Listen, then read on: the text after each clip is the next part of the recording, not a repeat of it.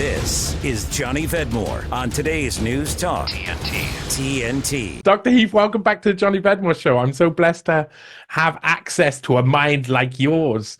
So let's make most of the time we've got today. How are you? Hey, good morning. Good to see you. Thank you for the invite. I always appreciate it. Oh, I love talking with you, and you always cheer me up. So Friday, that's good. Perk me up for the weekend.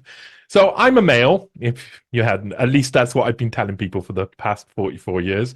But being a man is a little difficult nowadays because the very idea of masculine has been dressed up as a toxic ideal. Can you make me feel prouder about being a man? Well, I'll do my best. For one thing, guys that listen to the show, I would say be very careful to understand that that wouldn't be a feeling at all. That would be a thought process. And so that gets down to one of my favorite things, which is existential philosophy. And that is finding meaning in the envelope of our existence. So, Johnny, to answer your question, I think one of the reasons for that is as our world in many ways tends to do better. And even with the wars and rumors of wars, there are many places on the planet, such as, developed countries, that we are safer. Now, that's not worldwide, but many places, in many ways, the world is getting better. I'm not a pessimist, I'm an optimist. I have a positivity mindset, not a negativity mindset. But here's a problem with that. The human brain is engineered to have a negativity bias. And so, as life in some ways tends to get easier, we have to find something to pick on. Our brains will segue to the next biggest threat. If war's not the problem, then it's food's the problem. If food's not the problem, it's housing that's the problem. If housing's not the problem, then it's anxiety is the problem or depression is the problem. If that's not the problem, then my neighbor's the problem or my spouse is the problem or the opposite sex is the problem or a different belief system is the problem. And so therefore we have people thinking that masculinity must be the problem. And I think that you can thank males for some of that, but that's to miss a lot. Of course, there are some unattractive, unhealthy behaviors with males, but to say that the presence of those behaviors that are not very tasty describes a whole set of people.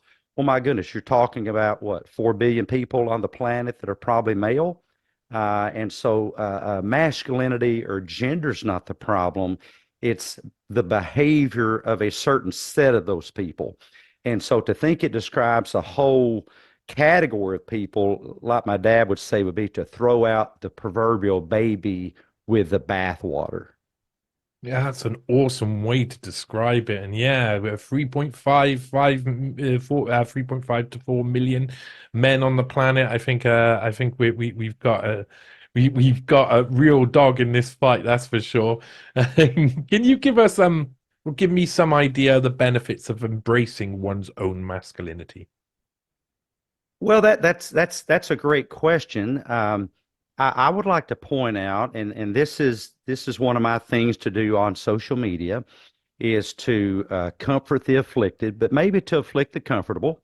And so there's three movements that I think are a problem that get in the way of men being men and being healthy men at that. One is the incel movement. Now that stands for involuntary celibates, and that's a culture, composed of males that define themselves as unable to find romantic or sexual partners, and they attribute that to, it's kind of a victim mentality.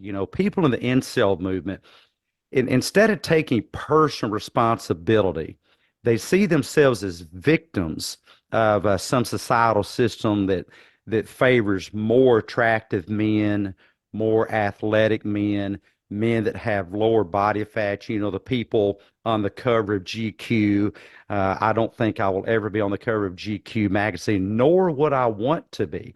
And so it's really men who believe that they suffer by comparison. And then there's an entitlement there's an entitlement mindset, and lots of men have this, that they believe that they are entitled to romantic relationships and sex. I have been in my relationship with my lovely wife for over 40 years, and I never believe that I'm entitled to sex. Uh, and I think that that's one of the main things is thinking as a man that because I'm a man, I should get my way. And guys, listen to this. In life, in a relationship, you can have one or two things, but often not both.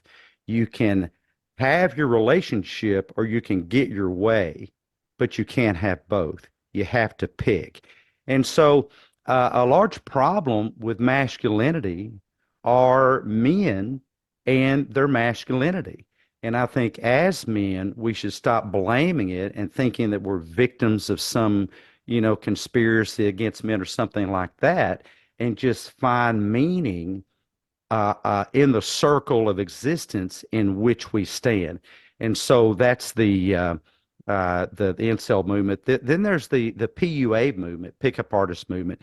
And this is a movement that tries to teach men that there's these super secret techniques that you need to fool women and hogwash women and trick them and things like that, and their specific behaviors. And that's not okay. Look, the trick is being a healthy man. The trick is being a healthy human. Now, there is an aspect of that movement which focuses on self-improvement. I'm all about that. But then the third thing that I'm not in favor of is this, in particular, the pickup artist movement thinks that success with women or success in life is measured by how many sexual encounters that you can have. I once had a young man that said, Doc, I had sex with 16 women this weekend, to which I said, wow, your mother must be so proud of you. Did you put that in a Hallmark card to her? And so there's lots of misunderstandings about masculinity. Sexual proclivity has nothing to do with masculinity. I would invite people that believe that, men that believe that, to rethink that when you get to be in your 50s and 60s and you're having a bit of prostate trouble and you can't get the little fella up like you used to see if you would let that define you as a man. And then the last one is MGTOW, men going their own way. And this is really kind of a sovereignty thing where people believe that they can just set women aside and there's no need for women in their life, and women kind of mess things up or screw things up and exploit men. And again, it's kind of back to the victim mentality. So I know that's a long answer to your question, but I would say that the biggest difference men can make is focusing on their own existence in the life and finding meaning in that. And life comes to us empty, and it's up to us to put meaning into that. Meaning is not out there to be chased down. Meaning is right there with what you decide for it to be in your life as a man. Talk that matters. Johnny VEdmore on today's News Talk, TNT.